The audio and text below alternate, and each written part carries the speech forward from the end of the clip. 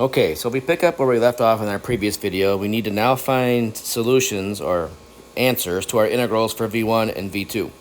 So for v1, we're trying to find the integral of the opposite of the tangent of t times the sine of t.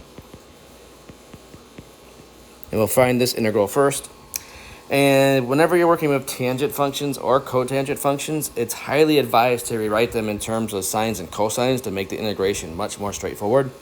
So this is the same thing as the integral of the negative sine of t over the cosine of t, which is your tangent, times the sine of t with respect to t, which of course is the negative integral of the sine squared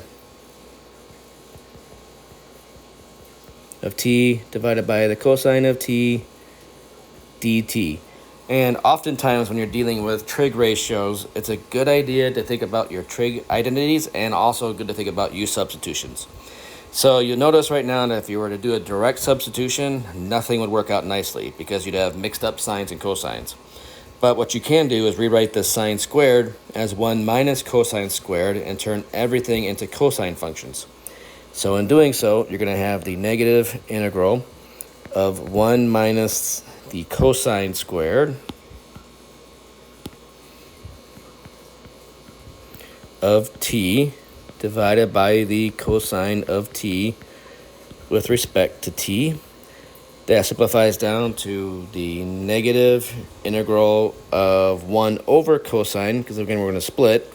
So 1 over cosine turns into the secant of t. And then when you have a cosine squared over a single cosine, that simplifies down to just plain cosine of t. And again, with respect to t. So when you integrate the secant function, you could either memorize it or do another substitution.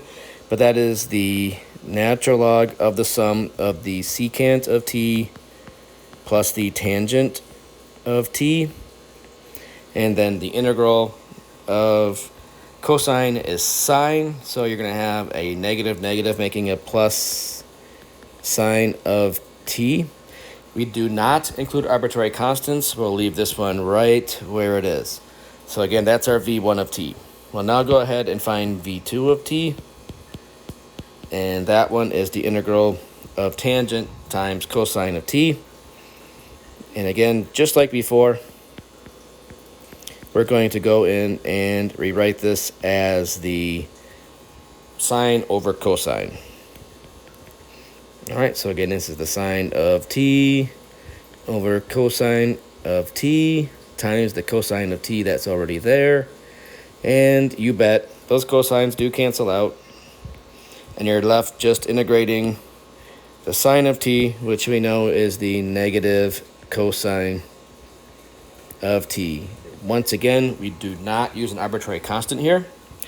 So now our yp of t is our y1 v1 plus y2 v2.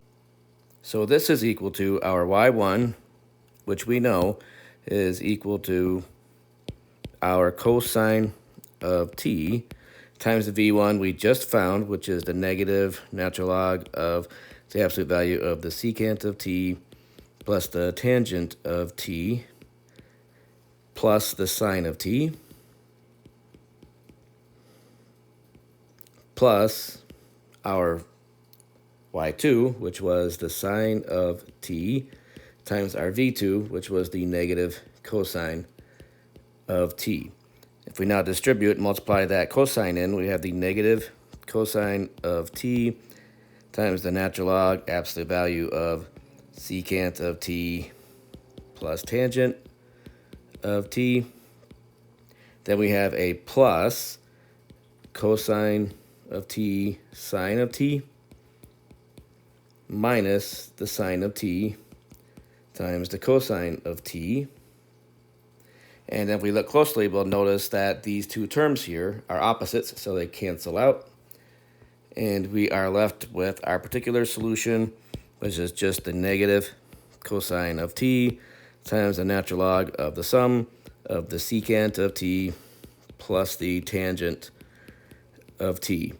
Now going back, our general solution then, with our arbitrary constants, is y of t is equal to c1 cosine of t plus c2 sine of t plus our particular solution minus the cosine of t natural log sum of secant of t plus tangent of t.